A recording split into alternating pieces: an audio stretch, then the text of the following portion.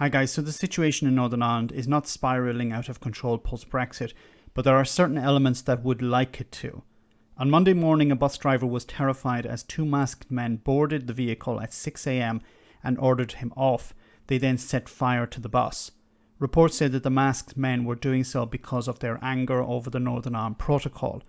Now this would make sense as the bus was operating in a Unionist area. Some reports say thankfully the driver was unharmed. Now, it's likely that those who attacked the bus support Brexit and have taken this action due to the political rhetoric that they've been hearing in the media from the likes of the DUP, the Democratic Unionist Party, and the traditional Unionist Voice Party, who have been demanding the removal of the Northern Ireland Protocol, which has seen a border put up in the Irish Sea. Stephen Nolan from the BBC invited some politicians onto his radio show to discuss this, but the DUP seem to have nobody available. You will instead hear from a member of the Moderate Alliance Party who will describe how this impacts Northern Ireland and the local community. But we've asked the DUP from early doors this morning if they want to put anyone up to talk about this whole range of issues that we're discussing on the radio show this morning. They don't seem to have anybody available, Teresa, to speak to you and indeed the wider public. But here we have now this... it's just depressing, isn't it? That you think of how much a bus costs and you think of the role that a bus does in the local community and some of these idiots burning out something that, helps the kids and pensioners get into town, get to school in the local community. Kelly Armstrong, the Alliance MLA. Good morning to you, Kelly. Good morning, Stephen. You've been talking to the police. What have they told you about this? Well, to be honest, I've been trying to talk to the police, but unfortunately I can't get a hold of them this morning. I do know that the Abbott Drive area is between the Movilla Road and Button Road in Newtonards, if anybody knows that. It's a residential area full of pensioners and families. It's between the Abbey Primary School and Castle Gardens Primary School, so there's two schools disrupted today. So at 6:30 this morning, two champions went out masked and armed, stopped a bus driver who I'm sure was terrified and I'm sure will not be back to work for some time. My concern now is, will TransLink want to put their buses out in that area? We've had a hard time making sure that route is used, and there we have this incident has happened. It absolutely is an incident that has to be condemned. These people, whatever reason that they are blaming this on, they have gone out and they have they've burnt out a bus. Now you're talking like, for Northern Ireland, that's well over £100,000 worth of kit burnt out this morning.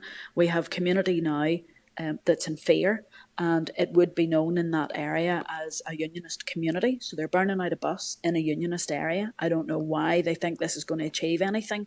Boris Johnson couldn't care less what happens in Newtonards. He couldn't care less what happens in the whole of Northern Ireland. I'm waiting to hear back from the police to see what information there is. I'm hoping that the camera on the bus will be able to pick up something about these people. There have been those of us targeted in Newtonards over allegedly connections to do with the protocol, but burning a bus out in Abbott Drive and holding people back from going about their private business, putting people in fear that's living in a residential area is just shameful, absolutely shameful. I'm reluctant to call these people paramilitaries to try and hook this into the Troubles. This is pure criminality. These are thugs who have nothing better to do with their time. 6:30 in the morning, going out and terrorising a bus driver and burning out one of our buses. How's that going to help the protocol? All it does is show people just how pathetic those people are. And I would say to them, if they have an issue with any of the political parties, take it up with the political parties. Don't be damaging public services. I agree 100% with her. If you have an issue with a political issue, you take it up with the political parties.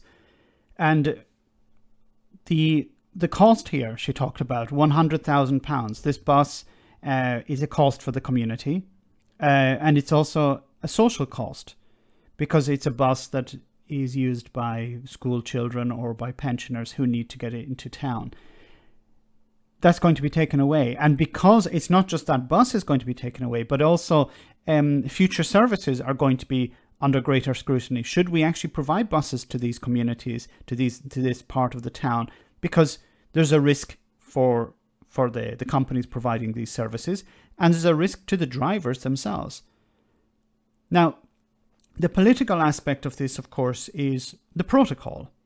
Now, you have the likes of the DUP and the traditional Unionist voice on the radio, on television, on a weekly basis. Jeffrey Donaldson standing up in the House of Commons, demanding that the protocol be removed, that the protocol be stopped.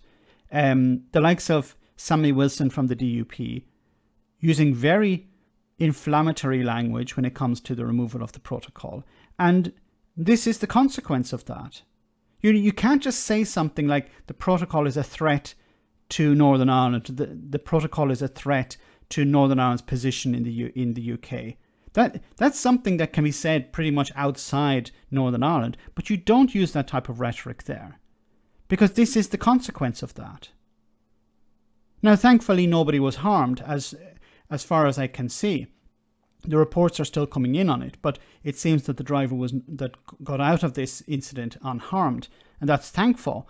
But this is destructive behaviour, and there is a root to this. These are what's happening here is you have the likes of the DUP and the traditional Unionist voice who supported Brexit and continue to support Brexit. They haven't turned around and said, look, actually, it was a mistake supporting Brexit, and look, we need to move on from that. We need to encourage people within our community to accept, what the situation is, and we have this protocol, we need to work with it. No, they want to undermine the protocol. They want it removed, but they haven't actually provided an alternative.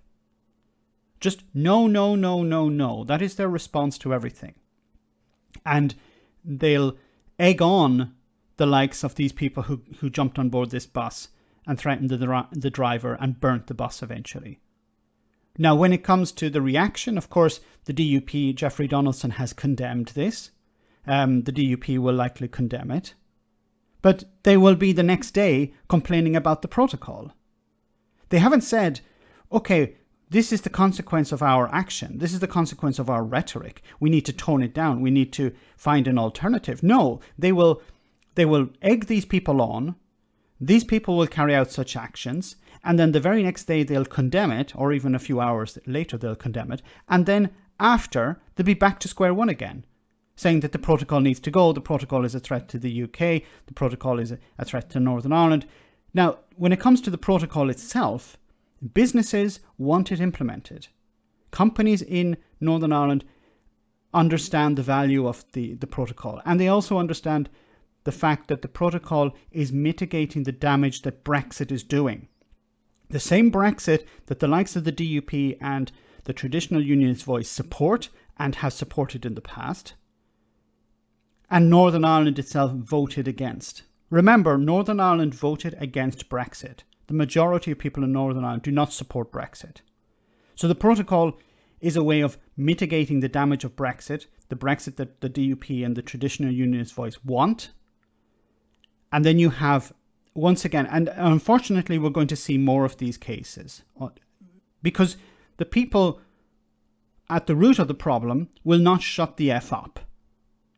Jeffrey Donaldson, the DUP, the traditional Unionist voice, and other smaller parties will not shut up about the protocol and how it needs to go. None of these people have actually provided an alternative, even a viable alternative, but they will attack the protocol. And we're going to see more incidents like this, unfortunately. So I don't know the way forward. I think the way forward lies in the hands of the certain unionists like the DUP and the traditional Unionist voice. They have to make a decision. Do we look at the protocol and say, look, on the whole it's working.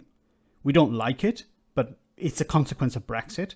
Or are they just going to once again criticise the protocol, criticise any implementation of the protocol, criticise the Irish government, criticise parties who support the protocol, criticise the European Union? But I think that's the way forward, because they have nothing else. Let me know in the comment section, guys, what you think about all of this. As always, your comments are greatly appreciated. Thanks a lot. I want to say a big thank you to all of my patrons. You ensure that this channel continues to exist. I'm eternally grateful for all of your support. If you join Patreon, you will receive instant access to our Discord server, where we have both audio and video chats, You can chat with me and other patrons, where we discuss important and non-important issues. Becoming a patron per month costs about the same as a large coffee, so why not check it out?